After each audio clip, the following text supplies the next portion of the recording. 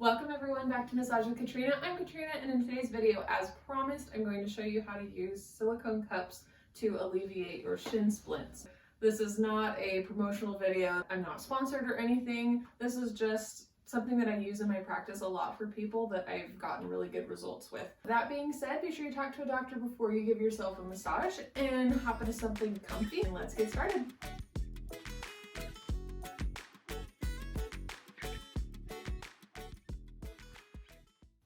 So like I said, we're going to be using silicone cups today, and I will put the link for these down in the description below. They're fairly inexpensive, and I like them because they will contour to any part of the body. Like you can put this on your elbow if you need to, your knee, like different bony parts of the body that might be a little harder for plastic cups to attach to. And I've got a whole set here of different sizes. So this is the biggest one I have. It's not the biggest silicone cup that you can get, but it's a pretty good size. And then there's a medium size, and then here I have the smallest one. So I've just gone ahead and set all of these out because we will probably use them all to do cupping on the front of my shin. So let's go ahead and get started. Go ahead and roll your pant leg up to expose the front of your leg, and then go ahead and grab your favorite lotion or oil and just get enough to be able to lubricate the skin so you can get a good slide on there.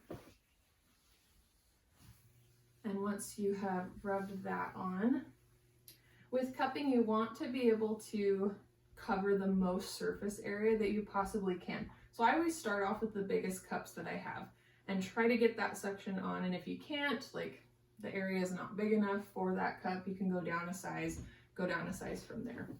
So go ahead and grab the biggest one that you can. And we are going to be working right along the tibia bone here. So if you feel it, it runs right down the front of your leg, this hard bony structure. And then right next to it on the outer side is what's called the anterior tibialis. And that is usually the major culprit for shin splints. It's not the only muscle that tightens up with shin splints, but we're going to start there and then kind of see where else we find tension. So go ahead and grab your largest cup that you can, and I want you to kind of butt right up against that tibia bone, and then right beneath your knee, you're going to go ahead and suction that cup on. And real quick, I'll just show you how to do that on the top of my knee here so that you can see. I take my thumbs and I hook them kind of under that lip of the cup, and then I push down with my other fingers. And once I've pushed it down as far as it'll go, I pull my thumbs out so that that bottom rim of the cup will seal. I don't know if you can see it on the camera, but it's pulling my skin and subsequently the fascia underneath apart. And so we're creating some space there. And that's exactly what we want with cupping. So go ahead and do that right underneath your knee and then on the outer edge of the tibia bone there. Try the largest cup that you have and suction it down as much as you can. Some people describe this as kind of a burning sensation, but I don't want it to burn so much that you're having to like grit your teeth and tense up against the pain. If it's that painful for you, go ahead and just stick one thumb under the lip of that cup and let a little bit of air back in so that that suction and tension is a little less, until you get to a point that you feel that pull, you feel that burn, but it's not so much that you're in a ton of pain. So once you get that first cup on and it's staying, maybe you had to go down a size or maybe you had to go up a size, but once you get that cup on there, go ahead and grab another cup. Again, try to grab the biggest one, and you're just going to go right beneath where you put that first one. Still on that outer edge of the tibia bone on that anterior tibialis. You're going to go ahead and suction that on there. Same thing. Maybe start with a really deep pressure first, and if it's too much, you can lighten up from there just by sticking your thumb under that lip of the cup.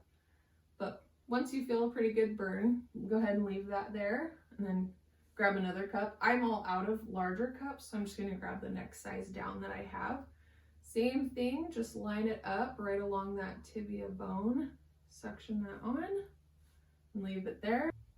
And go ahead and do the same thing with the next one. And these tiny cups are great. They're not quite as effective as the larger ones, but they'll do something. So go ahead and throw those on there. And then just work all the way down to the ankle there. A good policy for how long to leave these cups on here, I usually will just leave them on here for about 10 minutes. And you could be moving that whole 10 minutes, or you could just be stagnant and still. And that's usually enough time to where that burning sensation goes away, and you'll get a bit of numbness through here. And it's not like that tingly numbness when your arm falls asleep. You just won't feel the burn anymore, and you almost won't even feel the cups that they're there. And that's usually a good point I found to pull them off. You can leave them on for longer, but I found it's usually better to pull them off at that point. And if you still find tension, you can just move the cups to those other spots. If you're starting to feel like there's not as much of a burn anymore, it's not as sore, you can add some movement. This is kind of intense, but if you can do it, go ahead. So what I'm going to do is, just to show you, I'm going to lift this leg a little bit, and I'm going to flex my foot and then point my toes. And I don't know if you could see it on the camera, but these, especially these top two cups, they move a little bit when I flex. And what that's doing is I'm contracting and extending this muscle and just adding a deeper stretch to this cupping session.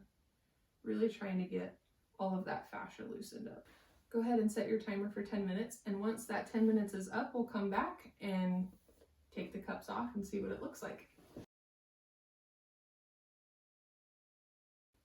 Awesome, guys. Okay, so it's been about 10 minutes. I'm going to start with the one that's been on there the longest. You just hook your thumb underneath that lip and let the air in.